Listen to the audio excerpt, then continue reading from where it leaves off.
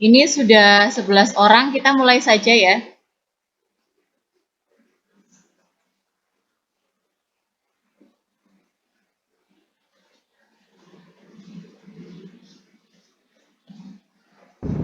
Ini Mbak Neng. Oke. Suara saya terdengar jelas? Jelas. Ya. Jelas sekali. Jelas Nah, sekali. ya, terima kasih atas kehadirannya teman-teman pada sore hari ini. Ini adalah kegiatan untuk tugas saya untuk diseminasi dalam rangka salah satu tugas di calon guru penggerak. Di sini saya akan mendesiminasikan tentang budaya positif atau disiplin positif. Saya izin share screen ya. Oke.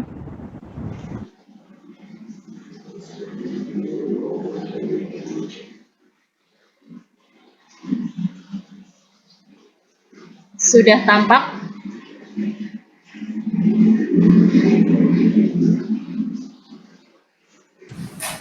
Sudah terlihat?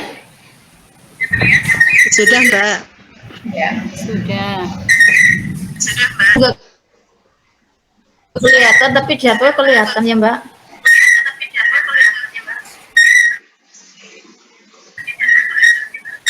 Sudah kelihatan ya?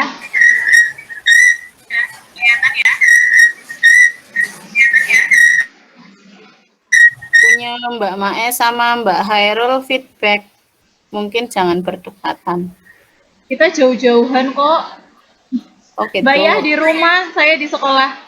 Oh gitu. Tapi kok tadi feedback ya? Oh iya iya iya. Ya sudah kondusif. Oke. Ya, saya mulai ya. Di sini adalah aksi nyata modul 1.4 tentang menyebarkan pemahaman dan penerapan budaya positif. Sebelum kita membahas materi lebih lanjut, saya akan menampilkan sebuah tayangan video. Selamat menyaksikan.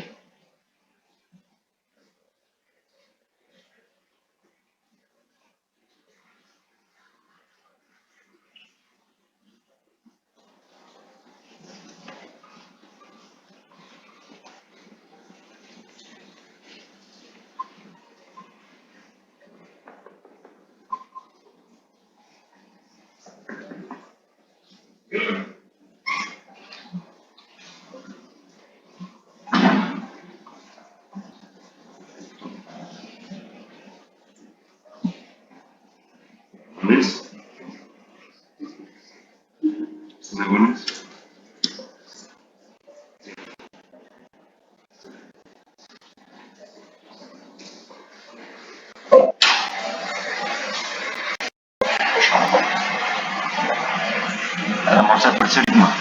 Sí.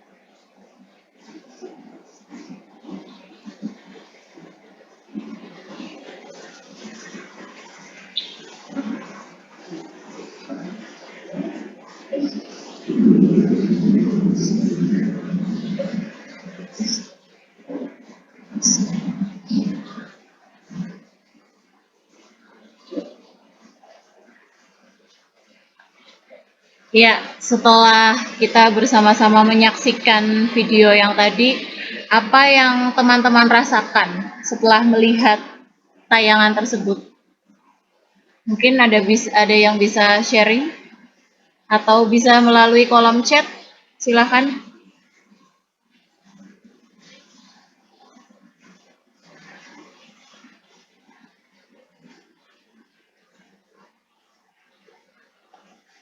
Apa yang teman-teman rasakan setelah melihat video tersebut?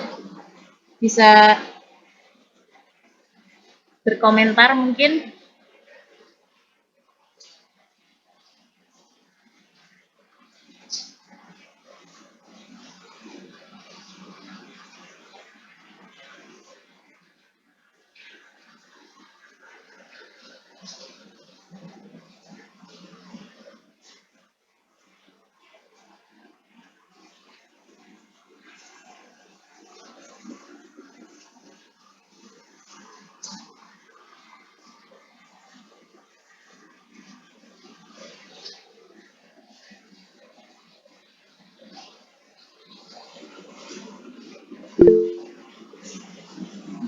Ya, ini dari Mbak Hairul Mahrisa menyebutkan bahwa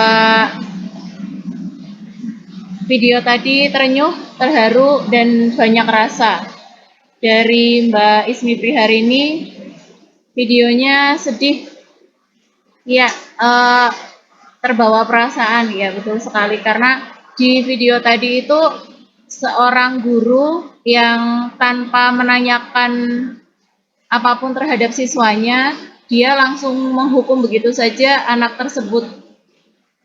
Dan pada akhirnya setelah guru tersebut mengetahui alasan kenapa siswa tersebut selalu datang terlambat, guru tersebut merasakan penyesalannya.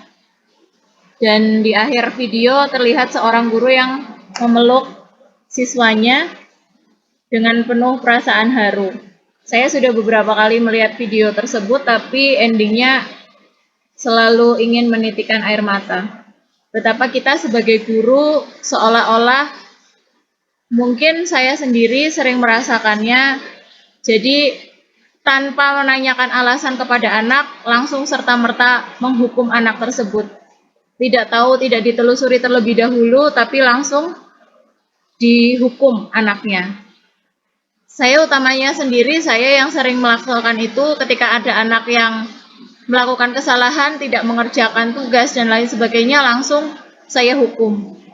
Nah, pada kesempatan sore hari ini kita akan belajar alternatif lain selain hukuman yang bisa kita lakukan agar tertanam disiplin positif terhadap diri anak. Saya izin share screen lagi. Sebelum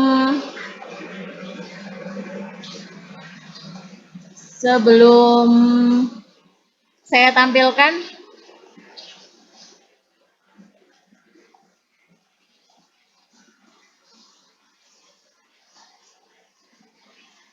ya, di sini. Jadi pelajaran apa yang Bapak Ibu ambil dari video tersebut? Mungkin pelajaran yang bisa kita ambil adalah sebagai seorang guru kita perlu juga untuk menanyakan alasan-alasan anak sebelum mereka melakukan kesalahan dan sebelum kita menghukum anak-anak tersebut. Nah, terlihat dari video yang tadi bahwa anak yang tadi itu melanggar disiplin. Bisa kita anggap dia itu melanggar disiplin. Sebelum kita berlanjut ke materi berikutnya, mungkin kita bisa sharing apa definisi disiplin menurut teman-teman semua. Silakan bisa dituliskan di kolom chat atau berkomentar secara langsung, disilahkan.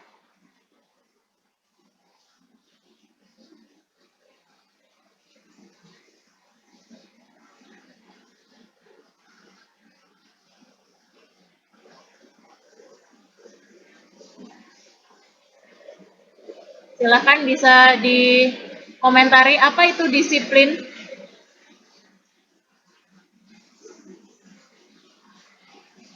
Dari Mbak Ismi Priharini, disiplin adalah patuh dan taat. Patuh atau taat.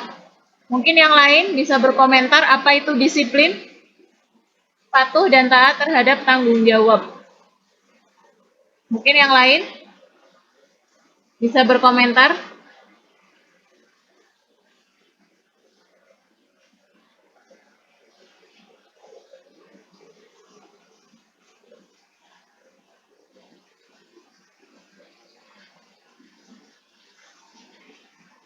Taat pada suatu aturan yang ada, itu dari Mbak Khairul Mahrisah. Kalau tambahan dari Mbak Ismi Priharini adalah patuh taat terhadap tanggung jawab yang sudah dipercayakan. Nah, oke, kita akan membahas apa itu disiplin. Disiplin itu adalah apa makna disiplin? Disiplin berasal dari kata Latin yang berarti disiplina atau yang artinya belajar. Itu definisi disiplin yang sesungguhnya. Makna asal kata ini berkonotasi dengan disiplin diri dari murid-muridnya Socrates dan Plato. Disiplin diri membuat orang menggali potensinya menuju sebuah tujuan apa yang ia hargai.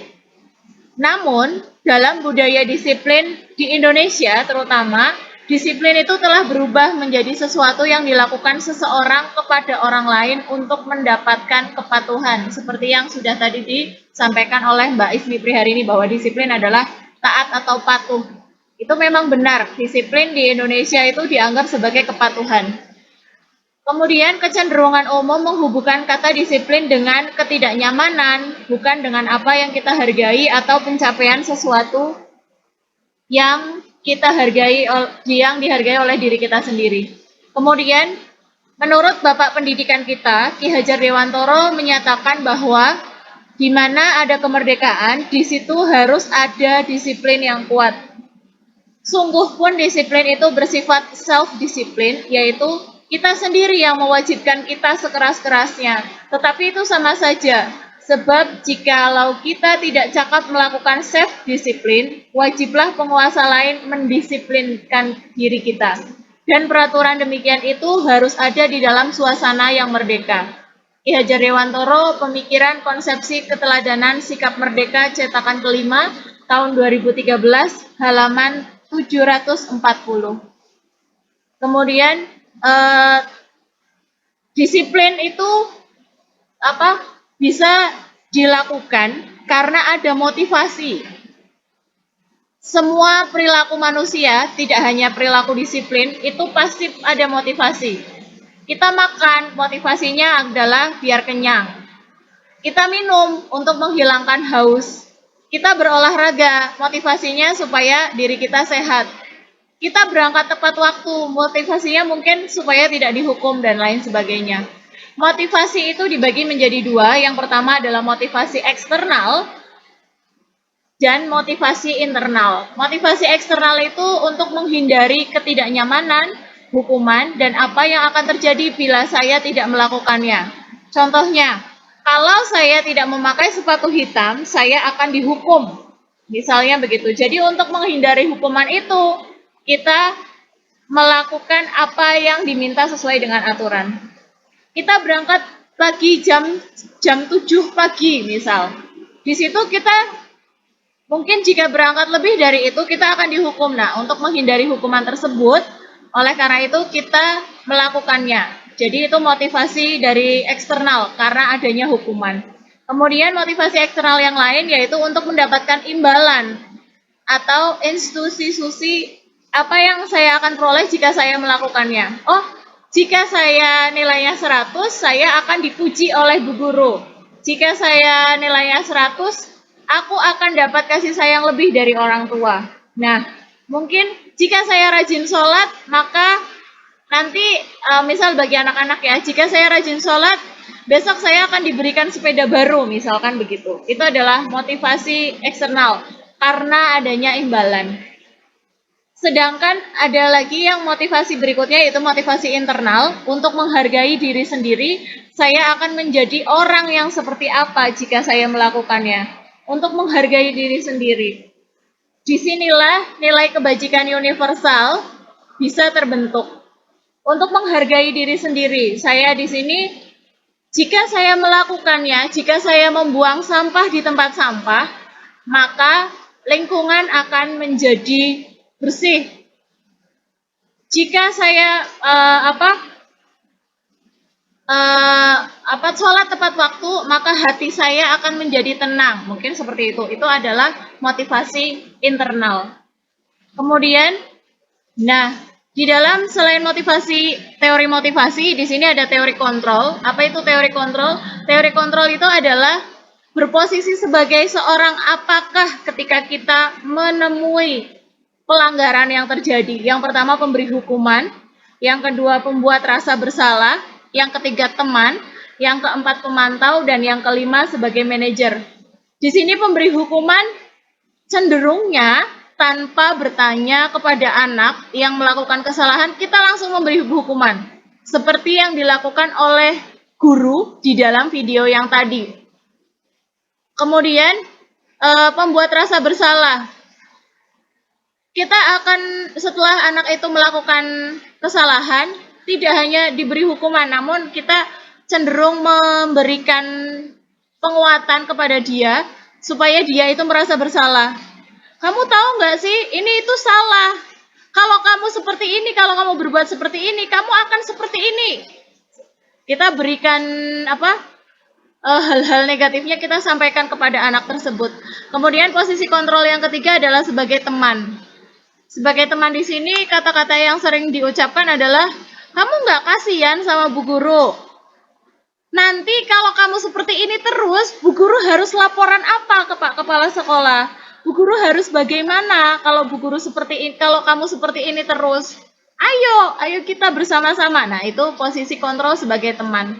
Kemudian posisi kontrol sebagai pemantau, di sini hanya memantau saja bagaimana anak itu berkembang. Kemudian posisi yang terakhir adalah posisi sebagai manajer. Di sini itu menyadarkan siswa secara langsung supaya siswa itu memiliki motivasi dari dalam dirinya sendiri supaya memiliki disiplin positif. Nah, ini adalah bagaimana seorang bisa berubah dari paradigma stimulus respon kepada pendekatan teori kontrol. Menurut Stephen R. Covey, prinsip Centered Leadership tahun 1991, perbedaan antara stimulus respon dan teori kontrol. Yang pertama adalah realitas kebutuhan kita sama kalau stimulus respon.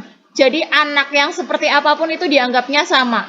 Stimulusnya sama dan kita akan mengharapkan respon yang sama. Kemudian kalau teori kontrol, realitas kebutuhan kita berbeda. Setiap anak itu memiliki karakteristik yang berbeda-beda. Kemudian kalau stimulus respon, semua orang melihat hal yang sama. Kalau menurut teori kontrol, setiap orang itu memiliki gambaran yang berbeda. Jadi orang-orang itu cenderungnya memiliki pandangan yang berbeda terhadap sesuatu, terhadap perilaku orang, atau terhadap situasi dan kondisi yang terjadi. Kemudian di stimulus respon, kita mencoba mengubah orang agar pemandangan sama dengan kita. Kalau di teori kontrol, kita berusaha memahami pandangan orang lain tentang dunia. Kita lebih memahami. Kemudian untuk di stimulus respon, perilaku buruk dilihat sebagai suatu kesalahan. Kalau di teori kontrol, semua perilaku memiliki tujuan atau motivasi.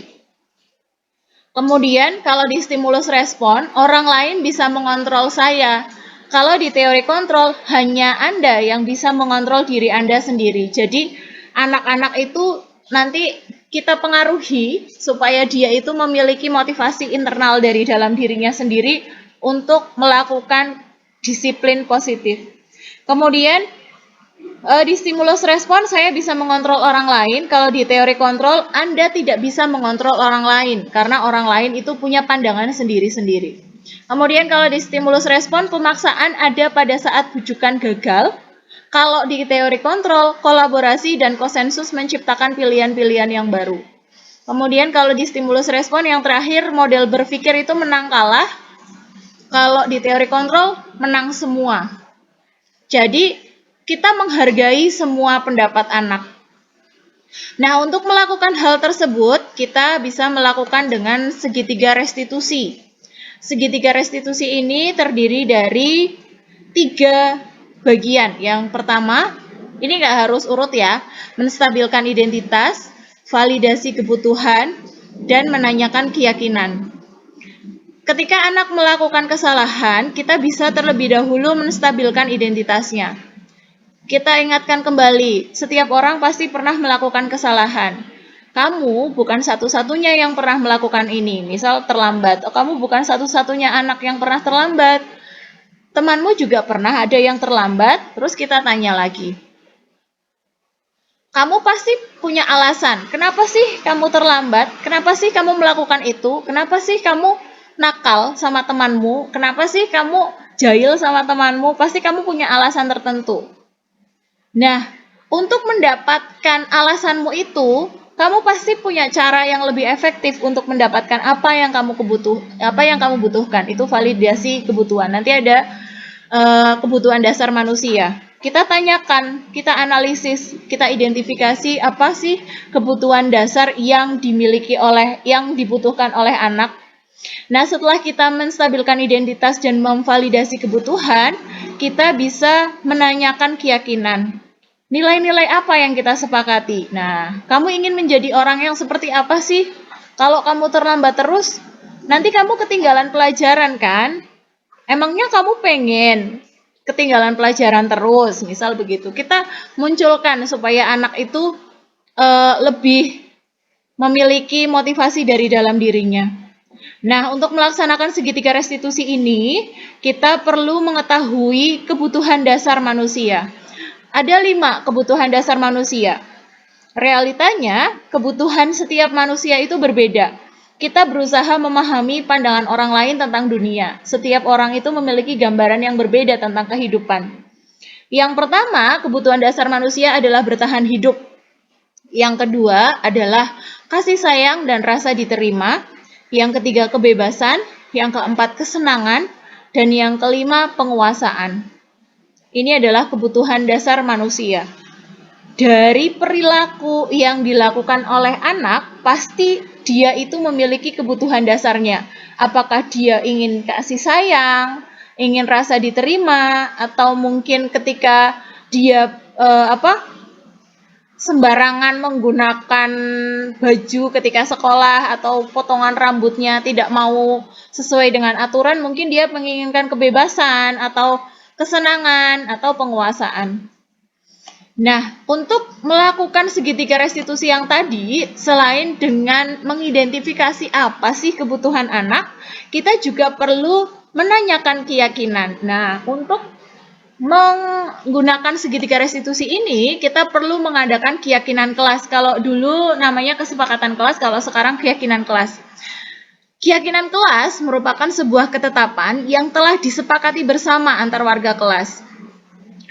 Keyakinan kelas itu mencakup perilaku yang baik, yang dilakukan dan tidak baik dilakukan, dan dampak-dampaknya. Proses pembentukan keyakinan kelas ini merupakan salah satu proses menciptakan disiplin positif.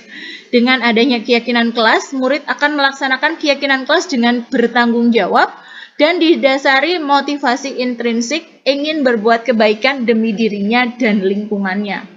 Nah, sebelum kita melakukan segitiga restitusi, kita perlu membuat keyakinan kelas terlebih dahulu. Dan kita juga perlu memahami kebutuhan dasar manusia. Kemudian yang berikutnya, ciri-ciri restitusi itu ada 9. Yang pertama, bukan untuk menebus kesalahan, namun untuk belajar dari kesalahan. Yang kedua, memperbaiki hubungan. Yang ketiga, merupakan tawaran, bukan paksaan. Yang keempat, restitusi menuntun untuk melihat ke dalam diri. Kita tuntun anak melihat ke dalam dirinya sendiri, apa sih yang dia mau, apa sih yang dia butuh, dan apa yang dia perlu lakukan supaya dirinya itu lebih baik. Yang kelima, restitusi mencari kebutuhan dasar yang mendasari tindakan. Restitusi diri adalah cara yang paling baik. Restitusi fokus pada karakter bukan tindakan. Restitusi fokus pada solusi. Dan yang terakhir, restitusi mengembalikan murid yang berbuat salah pada kelompoknya. Ini Terima kasih, ini sedikit paparan saya. Saya akan membagikan video praktek restitusi yang telah saya lakukan.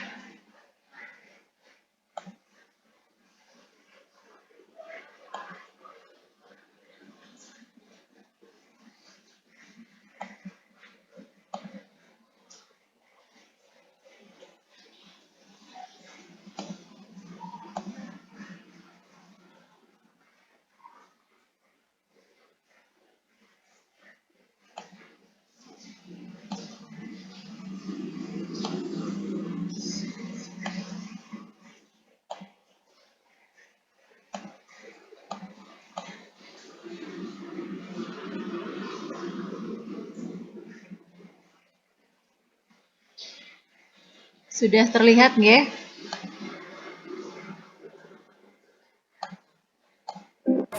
Sudah. Ini adalah praktek segitiga restitusi yang saya lakukan terhadap siswa.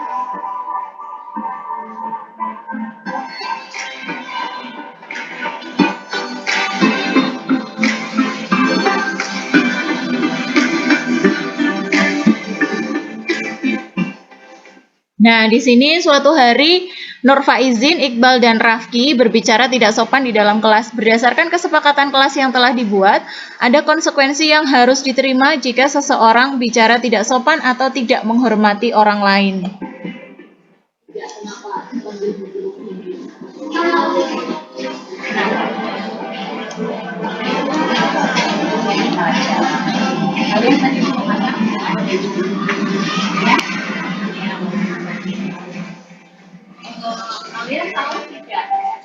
Yang pertama, menanyakan keyakinan kelasnya. Sekali lagi, segitiga restitusi itu tidak harus dilakukan dengan secara berurutan. Boleh mulai dari mana saja.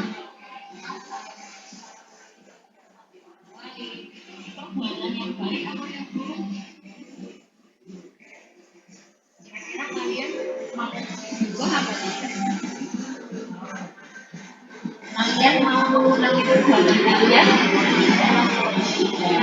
Mulai kapan kalian akan berubah? Yakin kalian mau berubah sekarang? Mungkin kalian bosan ya? Tapi ibu apresiasi dari kemampuan kalian berubah ya. Kalian mau berubah ya? Besok jangan kemudian kita ingin kembali keyakinan kelas kita kalau orang yang tidak menghormati anak-anak yang tidak menghormati orang lain, itu apa? Berpikir karena itu pelanggaran yang berat ya. Kita harusnya 3 konsekuensi di kelas. Ada yang banyak, ada yang tidak.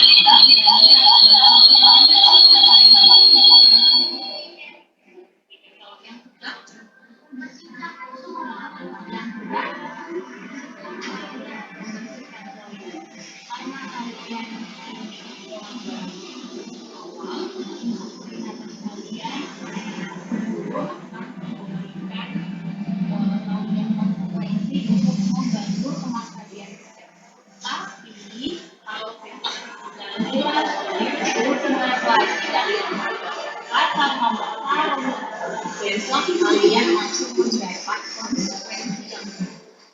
Paham? Apa itu konsekuensi yang berat? Mau ngapain? Siap ya?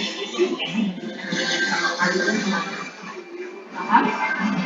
Ya, sekarang silakan kalian membantu kalian nantikan nanti kalau sudah jam pulang sekolah ya.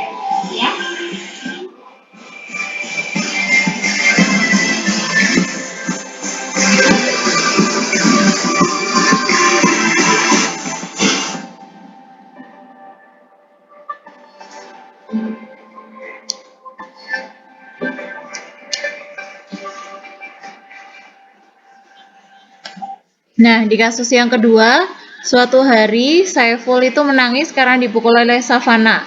Setelah ditelusuri, ternyata Savana itu memukul Saiful karena membela Fidah. Kemudian dilakukan restitusi seperti pada cuplikan video berikut ini.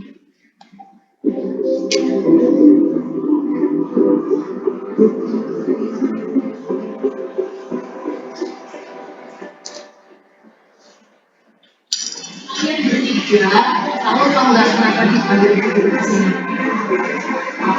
Kenapa? Kalian juga berkata,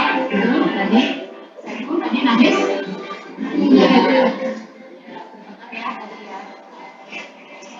Kalian tahu nggak? Banyak kalian ini benar apa salah? Salah. Tapi setiap perbuatan itu pasti ada. Coba, kenapa kalian benar? Ceritakan awalnya kenapa? Yang keras, kita lagi baca buku, terus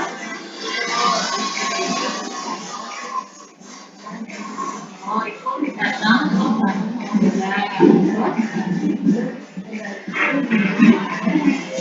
belain kita. Kita lagi baca buku apa dah? Oh lagi baca tulisannya Ipul. Oh tulisannya Ipul di buku dibaca sama kita. Satu kalimat, satu kata.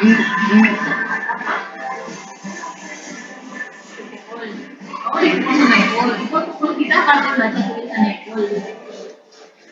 Emang nggak boleh baca tulisannya Ipul? Nggak boleh. Kenapa nggak boleh? Karena ini teman-temannya jadi sama kamu nggak boleh dibaca tulisannya. Makanya kamu malu tulisannya dibaca sama teman-teman. Malu. Biar nggak malu, berarti aku harus apa? Kamu nggak malu tulisannya dibaca teman-teman. Emang tulisanmu kayak apa sih? Kamu malu kalau dibaca kamu? Kalau dibaca tulisanmu tulisannya kenapa?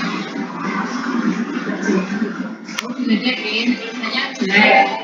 Oh diledekin karena kamu marah. Sama kita juga jangan kita baru baca satu kata, kamu marah. Terus dipukul, kemudian dipukul sama kamu. Terus karena kita nangis sama Safana dibelain, Safana pukul saya pukul. Jadi kalau perbuatan Safana itu mungkin betul mau belain teman, ya. Dan perbuatan itu mungkin bisa dilakukan karena saya pun malu. Tulisannya dibaca sama kita dan kita pun nggak sengaja pengen tulisannya saya pun, ya. Tapi cara kalian membela teman, cara saya pun membela apa terjadinya karena malu, kira-kira cara seperti ini membela kalian itu betul apa salah? Salah, ya. Salah. Kalau misalkan saya pun malu tulisannya dibaca sama teman, ya besok tulisannya harus lebih rapi, tulisannya lebih bagus, belajar membaca lagi, belajar menulis lagi, ya. Jadi ketika tulisannya dibaca oleh teman, kamu tidak malu lagi besok, ya. Terus Safana, besok kalau kamu bilangin teman, diperingatkan saja, ya. Kan kita sudah punya keyakinan kelas bersama. Di sana ada apa yang harus kita lakukan dan apa yang tidak boleh kita lakukan. Di sana sudah ada, ya. Terus di dalam keyakinan kelas itu ada konsekuensi yang harus diterima oleh anak-anak yang bertengkar. Apa itu konsekuensinya? Tidak boleh bertengkar dan menghargai orang lain. Kalau di dalam keyakinan kelas tidak boleh bertengkar dan menghargai orang lain itu kira-kira konsekuensi akibat apa yang akan kalian terima jika bertengkar? Hukumannya ada berapa hukuman? 3. Itu konsekuensi atau hukumannya ada 3, ya. Hukuman kalau hukuman itu guru memberikan hukuman secara langsung. Kalau konsekuensi kalian itu juga pasti setuju apa tidak konsekuensinya? Setuju ya kemarin, ya. Nah, jadi terus menjalankan konsekuensi kalian. Konsekuensinya itu ada 3, yang ringan, yang sedang, dan yang berat. Yang ringan itu apa? Membantu teman lain tidak. Kalau yang sedang, memperhatikan musola. Kalau yang berat, membersihkan toilet. Kalau sampai bertengkar, itu konsekuensi yang diterima ringan, sedang, atau berat. Nah, kalau kalian ketika sudah bertengkar, berarti kalian tidak menerima konsekuensi yang karena di dalam hal ini yang keempat, ya, saya pun sudah ya, dan sudah disebutnya dan sapaan juga diberikan. Besok, karena tadi kan kalian bilang perbuatan ini perbuatan yang betul apa yang salah. Berarti besok ulangi lagi apa tidak? Tidak. Mulai kapan kalian tidak akan mengulanginya? Mulai besok pagi sudah tidak akan mengulangi atau mulai sekarang tidak akan mengulangi? Ya, mulai sekarang tidak akan mengulangi perbuatan itu, ya. Oke? Saya pun harus lebih sabar, ya. Ketika temannya membaca tulisanmu, kamu harus rajin tulis. Biar kalau membaca tulisannya sama teman gak malu, ya. Terus besok apa kalau misalnya apa melihat temannya membela temannya boleh, cuma caranya ya. Ya sekarang kalian melaksanakan konsekuensi yang harus kalian lakukan. Ya, besok lain kali tidak boleh saling ngejek lagi teman-teman. Ya, tidak boleh berulang. Terima kasih.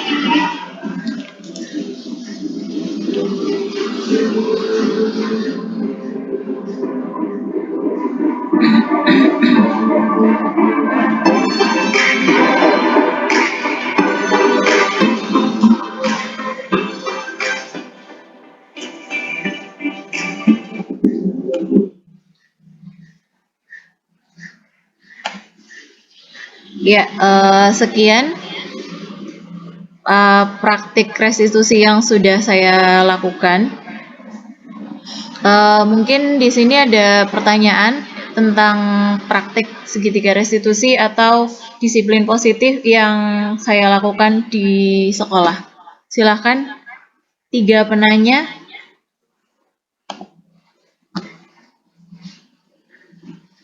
Bisa ditanyakan melalui chat atau bertanya secara langsung.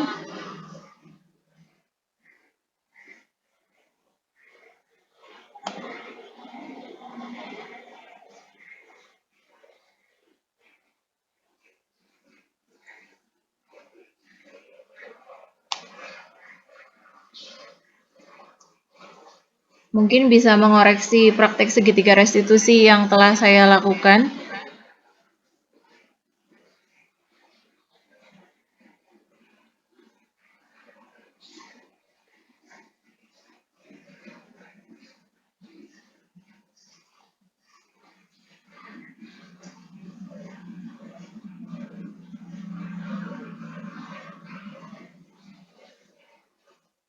Silahkan berkomentar.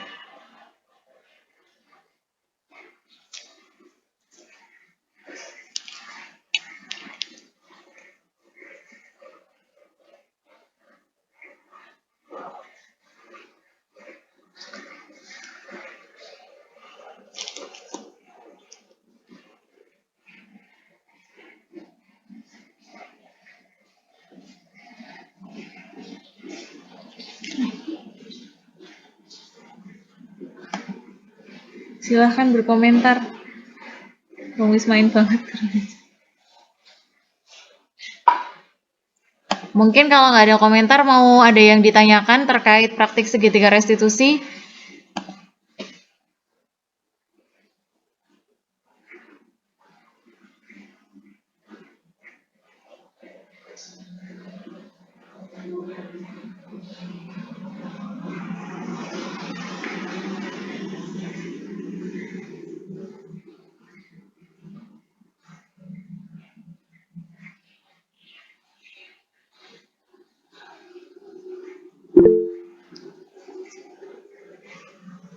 Ya, di sini ada pertanyaan, bagaimana cara awal penerapan segitiga restitusi?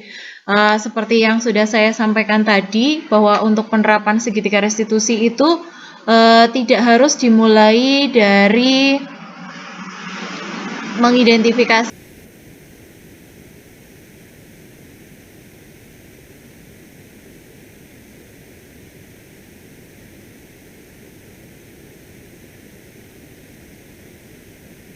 itu bisa sebelum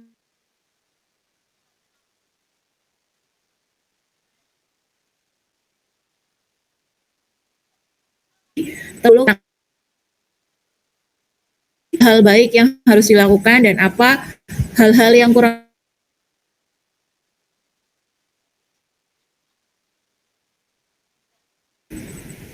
Pertanyaan yang lain silakan.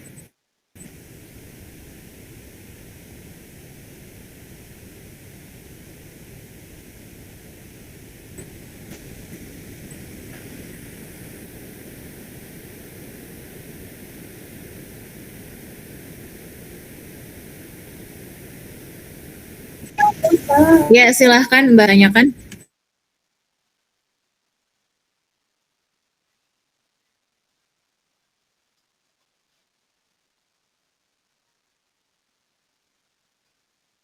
Yang bisa kita terapkan kepada siswa kita. Pertanyaannya, apa yang akan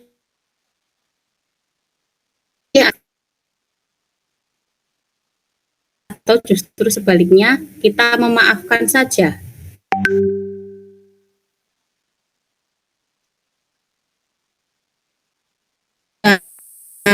Bentuk bersama Seperti dengan itu. anak-anak di sana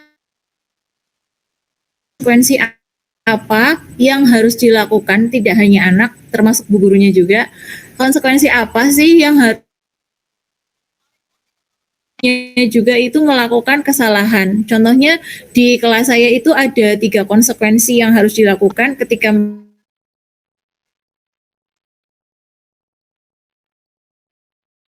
itu.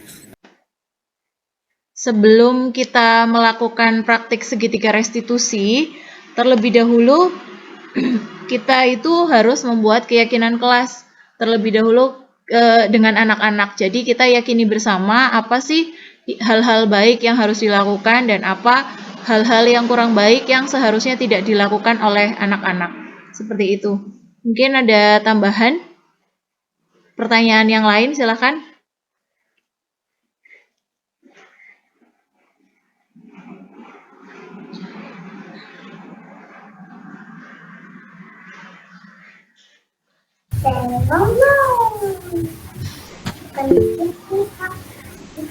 Ya, silahkan Mbak Wasiti Handayani, ada yang mau ditanyakan? Ya, terima kasih atas waktunya. Di sini saya mau menanyakan tentang disiplin positif yang bisa kita terapkan kepada siswa kita. Pertanyaannya, apa yang akan kita lakukan jika murid melanggar keyakinan kelas? Apakah kita biarkan saja atau justru sebaliknya kita memaafkan saja? Seperti itu.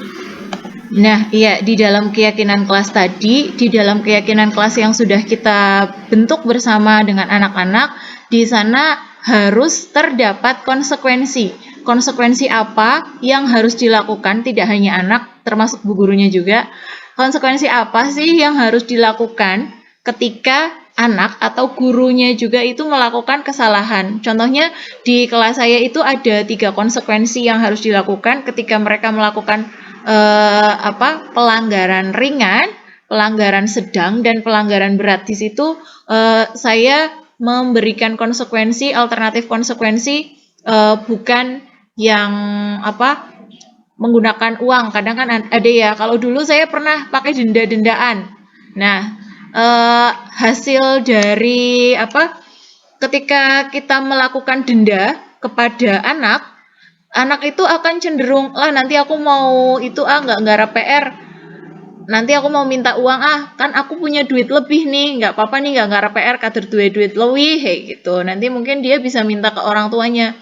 Bu minta uangnya dong Bu, anu buat ini, anu apa, saya nggak mau garap tugas misalnya begitu. Makanya saya menghentikan denda berupa uang. Di sini saya melakukan konsekuensi atau menerapkan konsekuensi yang cenderung bersifat mendidik, yaitu yang pertama membantu teman sekelas piket ketika seseorang anak melakukan pelanggaran ringan. Kemudian untuk pelanggaran yang dilakukan sedang, itu konsekuensinya adalah membersihkan musola. Kemudian untuk yang konsekuensinya berat adalah membersihkan toilet.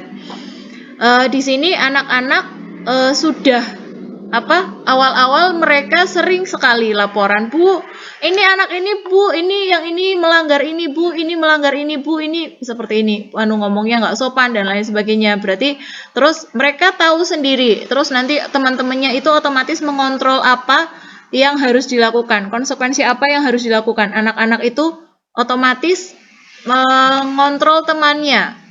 Kamu ini harus ini loh, ini kamu kan melanggar gitu. Nanti tugasnya bu gurunya jadi lebih ringan. Paling nanti tinggal memberikan bener apa enggak sih kamu melakukan ini kayak gitu. Terus nanti kenapa kamu melakukan ini? Terus kita tanya kenapa kamu melakukan ini, terus konsekuensi apa yang harus dilakukan. Nah, untuk awal-awal memang banyak sekali anak-anak yang laporan, Bu ini melanggar gitu. Tapi akhir-akhir ini semakin setelah diterapkan keyakinan kelas, semakin sedikit anak yang melakukan pelanggaran, paling hanya beberapa 1-2. Kalau waktu itu hampir setiap hari, satu hari itu lebih dari, saya dapat laporan lebih dari 5 kali dalam waktu satu hari. Kalau sekarang sudah lebih banyak berkurang dan anak-anak lebih menyadari pentingnya keyakinan kelas yang harus mereka laksanakan, seperti itu. Jadi bukan murni dimaafkan, tapi bukan juga murni dihukum. Jadi sudah ada konsekuensi yang harus diterapkan yang harus dilaksanakan oleh anak-anak, begitu. Mungkin ada tambahan lagi, pertanyaan yang lain, silahkan.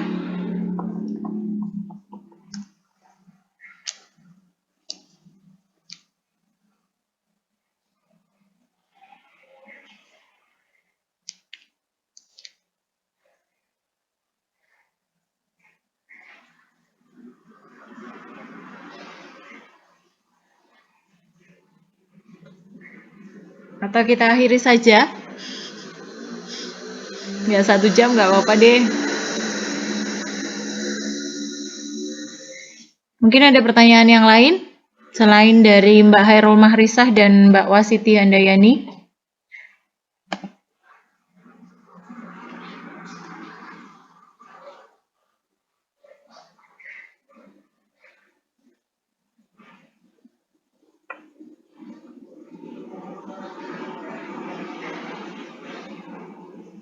Oke, mungkin sekian pemaparan dari saya.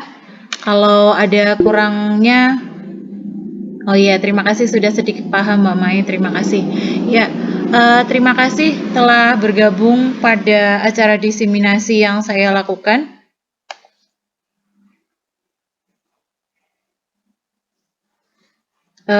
Mungkin sekian diseminasi yang saya lakukan. Kurang lebihnya saya memohon maaf yang setulus-tulusnya. Wabillahi taufiq wal hidayah. Wassalamualaikum warahmatullahi wabarakatuh. Waalaikumsalam warahmatullahi wabarakatuh. Terima kasih.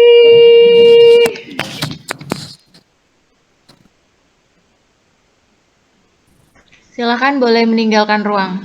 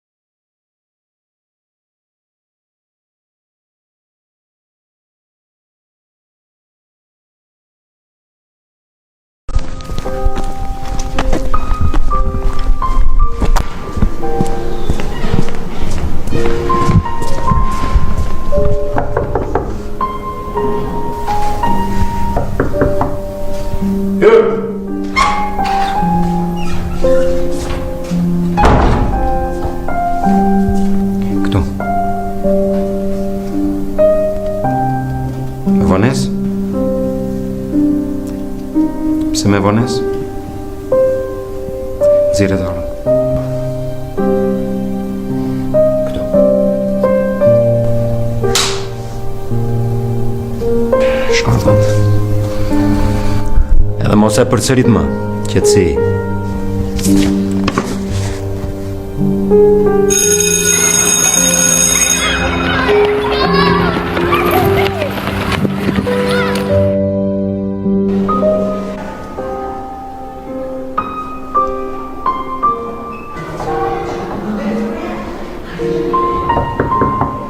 Hör!